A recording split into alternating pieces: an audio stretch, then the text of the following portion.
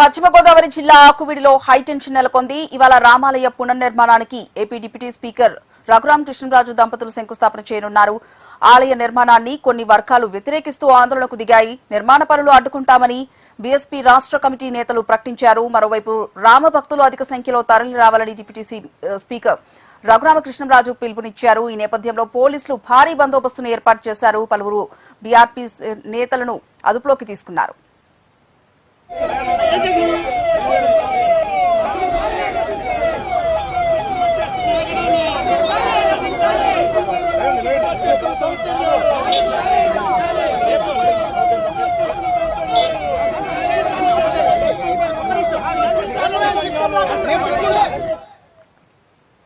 పశ్చిమ గోదావరి జిల్లా ఆకువిడిలో హైటెన్షన్ నెలకొంది. ఇవాళ రామాలయ పునర్నిర్మాణానికి AP deputy speaker Raghurama Krishnaraju దంపతులు శంకుస్థాపన చేయనున్నారు.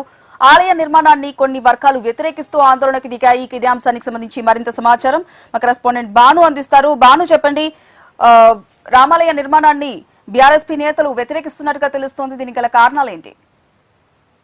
హరిప్రియ, నేడు ఆకువీడు గ్రామంలో రామాలయం పునర్నిర్మాణానికి శంకుస్థాపన AP deputy speaker Raghurama Krishnaraju అయితే వారి కుటుంబ సభ్యులతో దంపతులు ఇద్దరు కలిసి శంకుస్థాపన చేయడం అయితే జరిగింది. ఈ నేపథ్యంలో చూసుకుంటే గతంలోనే కొన్ని రోజుల క్రితం ఇక్కడ జరిగిన దుర్ఘటన ఏదైతే ఉందో, రామాలయం నిర్మించడానికి వచ్చినప్పుడు ఇదే డిప్యూటీ స్పీకర్ మీద దాడికి గురి చేసిన బీఎస్పీ నాయకులు, అదేవిధంగా కొన్ని వర్గాలు ఇలా వ్యతిరేకించడం అయితే జరిగింది. ఈ నేపథ్యంలోనే డిప్యూటీ స్పీకర్ రఘురామ కృష్ణరాజు అప్పుడే నేను ఇక్కడ పునర్నిర్మాణిస్తానని చెప్పినని, రామాలయం కట్టి తీరుతానని చెప్పినని ఆయన వాగ్దానం చేయడం కూడా జరిగింది. ఈ నేపథ్యంలో చూసుకుంటే గత 4 రోజుల నుంచి కూడా ఈ నిర్మాణం చేయించడానికి పెద్ద ఎత్తున రఘురామ కృష్ణరాజు పిలుపునైతే ఇచ్చారు. ఈ నేపథ్యంలో బీఎస్పీ రాష్ట్ర కమిటీ కూడా మేము అడ్డుకుంటామని చెప్పినని వాళ్ళందరూ కూడా చెప్పడం కూడా జరిగింది. ఈ రోజు ఉదయం సుమారు 7 గంటల ప్రాంతంలో మంచి ముహూర్తంలో ఇక్కడ శంకుస్థాపన అయితే జరగడం అయితే కూడా జరిగింది.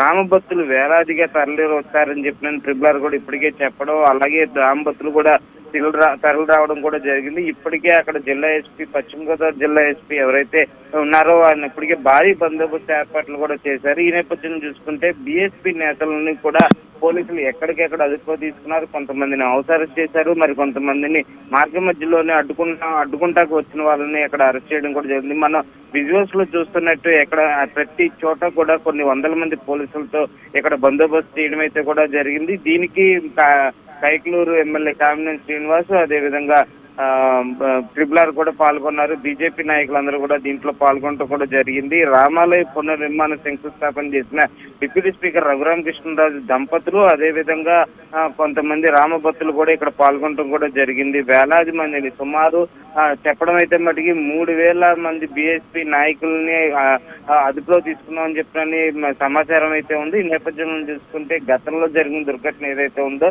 దాని పునరావృతం కాకుండా రామాలయం నిర్మిస్తామని చెప్తున్నారు. అదేవిధంగా రఘురామ కృష్ణరాజు ఎవరైతే ఉన్నారో ఆయన ఈ రామాలయ పునర్నిర్మాణంలో భాగస్వామ్యం మొత్తానికి రామాలయం నిర్మిస్తానన్నారు. మరోపక్క బీఎస్పీ నాయకులు అయితే దీన్ని అడ్డుకుంటాకి పెద్ద ఎత్తున ప్రయత్నించే పరిస్థితి అయితే ఉందని ప్రియ.